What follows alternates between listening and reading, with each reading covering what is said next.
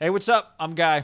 I'm John. It's our YouTube channel. Subscribe to this channel and give this video a like. Check out the podcast below in the description. All right, we'll talk about Garoppolo, John. But first, I think we put so much on this game, the importance of this game for the 49ers to get to 500, the schedule they have coming up, divisional game, Kyle versus McVay, a couple of geniuses facing off. It did feel like they were at times kind of fighting with butter knives. Neither had anything close to the best from their quarterback. And Kyle's team found a way to get it done. I mean, we talk so much about how important this game was going to be. I think we do have to give him and Robert Saleh a lot of credit this week. Yeah, I mean, last week was a disaster. There's no way around it. It was an embarrassment. It was an ass whooping. And you and I, we were on a text thread with our buddy George. I almost call him George. Jeff Schwartz. And he was texting us about why you should bet on the Rams. And my logic was simply like, listen, we anointed Kyle last year because he deserved it as one of the best coaches in the league. He's one of the more dynamic offensive coaches. We saw that cool visual they put up of the two guys when they asked both players on both teams, like what you say, just use one word describe. You're a big word cloud guy? But I think they're pretty similar. I just like the power of just some like cool names, like they said the swag and cool and player friendly, but also like fucking intense. Like these guys are geniuses. And specifically for Kyle, like the team that I saw last year got beat in some games, but they never showed up like, we'll just get our ass kicked. Like that effort tonight on Sunday Night Football looked like a team that was just a little desperate, but just played hard from the jump. And then when you just factor in his first couple, like that first drive guy was a clinic. Went right down the field and scored. And just Jimmy like slicing and dicing, 17 yards per completion. You could take a deep breath. Whatever you had to do, though. Like, we're making fun of his completions, but if it's quick screens, whatever you had to do, I'm cool with it. And then, Guy, I thought early in the game, it's 7-0. They'd punted a couple times. What was your take when he went for it on that was it 4th and 2 or 4th and 5 or whatever it was? Well, and he hits Kittle for the touchdown. Yeah, I was going to say one thing before that. Remember, on the second drive, they had a 3rd and inches. And I texted you at the time because they got like 4 yards. Like their offensive line, they didn't get inches. They got – Was that the Jimmy it was the Jimmy sneak. Yeah. But they got the first down by by more than the length of his body. I mean, they got a huge push. And that was a great sign. When the other team's best player is the guy you're going right at, right? Right. And then the Kittle drive starts. It's 1st and 15, remember, basically on their own goal line, the 49ers. Yeah. And they get the toss to Mostert, and then, they go for 4th and 2, and they hit Kittle. I loved the play call. And it was interesting, too, right, because the Dolphins game, they had an early 4th down that we were pumped. We were not pumped. I mean, we were like, yeah, you should go for it here, and it failed. And it was they gave it to Jerick McKinnon. Yeah, that's right. So prefer this. But to me, the mindset of one, clearly the team came in not feeling sorry for themselves, but like, we're going to fucking win this game. And they came out swinging, throwing haymakers. But then to me, the coach on that 4th and 2, because to me at the time, it turns out the Rams struggled to score. I kept thinking, like, you have to base everything you do tonight on, like, the Rams are going to get to the low 20s. Yeah. Worst. So, to me, because you could have justified punting it if you don't get it, but I love the mindset, and obviously it went perfectly because you hit Kittle and he walks into the end zone because they're in zero coverage and the guy misses him. Jimmy hits him. I mean, the most accurate pass of the night. Hits him in stride.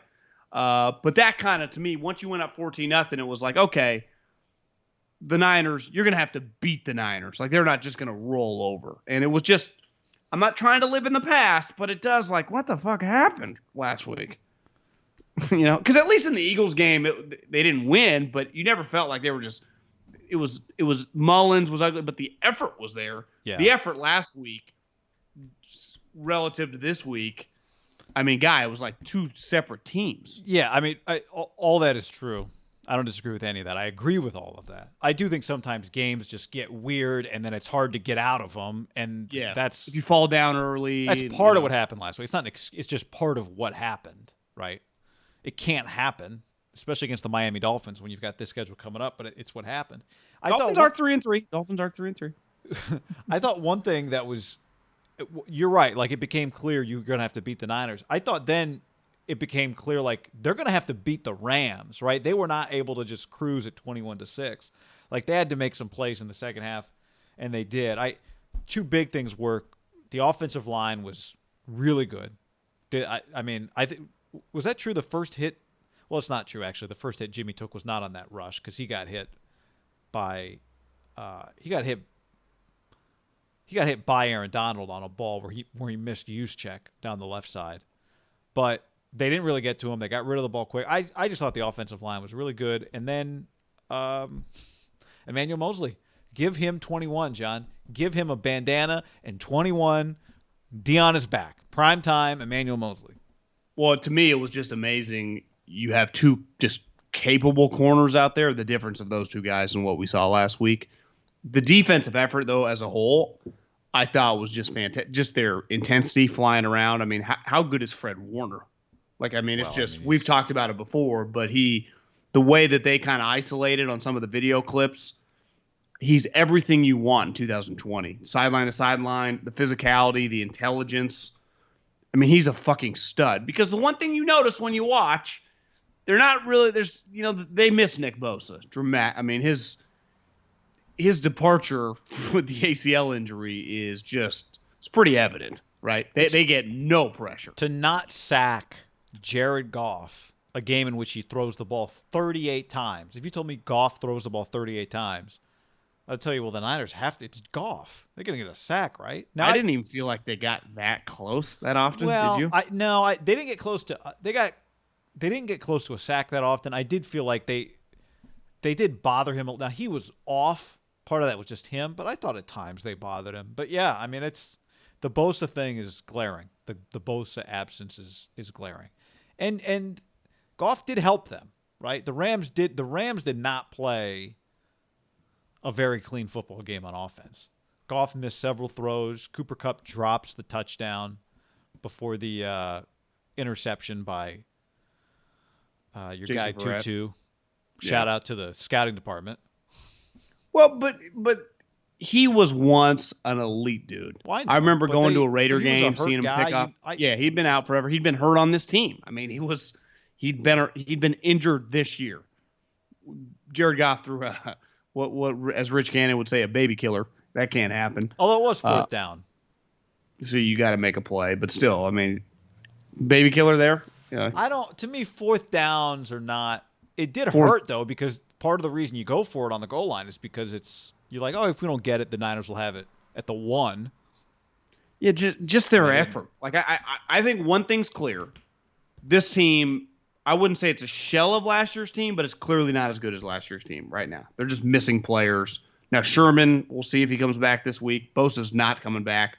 Buckner's gone. I don't think it's crazy to call him a shell of last year's team, because from a personnel standpoint, it is. Okay, shell of last year's team, but they still, to me, have a chance when they play really hard to win 9-10 games. Like next week coming up the Patriot game, if they play this effort, they have a chance to win most weeks.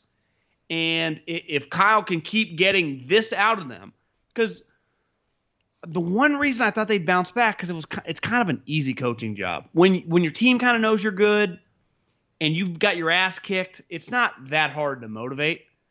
Because I do think sometimes motivating off like a devastating loss, and that's what the Eagles game was, sometimes can be hard. You're feeling sorry for yourself. Some guys on the team are like, fuck, I played well. What the hell was Mullins doing, right? Yeah. Yeah. I think that's a good point, because you feel like if we just do what we did against Philly again against Miami, we'll win this game. But it turns out Miami is a more buttoned-down operation right now than Philly is. So to me, you just have to play. Like, the one thing for this team to be competitive is their effort has to be top notch, and that's where you're right. They had way more players last year. I mean, having Buckner and having Bosa last year, and Sherman didn't missed one game. That their effort was actually always really good, and that's why they won 13 games. But for this team to max out 9-10, their effort the rest of the season has to be top notch just to give them a shot. Yeah, right? And maybe effort is what showed itself. There were so many little moments in the game Sunday where they just made a play. Trent Taylor made 2 plays that his first down catch was huge. Yeah. Right.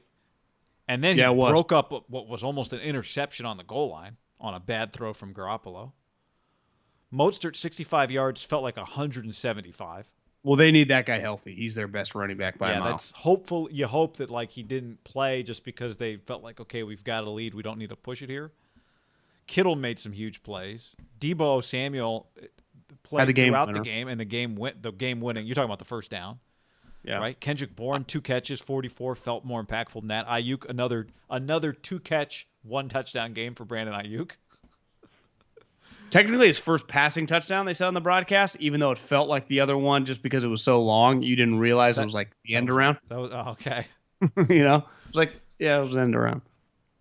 To me, the corners made a huge difference. Yeah, you're right. It's if you get decent corner play in 2020, you'll have a shot to compete in games. Now, they, like you said, Jared was not good. That helped him out, but those guys made plays. They did. That was last week. They couldn't stop anybody because they had one glaring weakness. And today, they were just like a normal team. And then you factored in the coaching staff was ready to go offensively to start the game. The defensive effort was fantastic. It just kind of meshed, and it looked completely different. But you just can't rule out Brian Allen. Fixed. No, you cannot. The one thing we know is the next man up thing has ended at corner. Like the next man up is not going to get it done at corner, right? I do think going into this game, they were kind of staring 2-4 in the face, and 2-4 is devastating, and your season's fucked. Right. At 3-3, you go, we just beat the Rams at home. I do think you're feeling a little bit better about yourself. No question. And you kind of punked them for a little bit. So you go, well, we're still okay, and then you get a Patriot team that just lost to Drew Lock and really is not that great. You're like, if we just play a good game, we could be 4-3, and all of a sudden we're okay, right? Going into that Seattle game. Yep. And then Green Bay, New Orleans right after them. So, but whatever.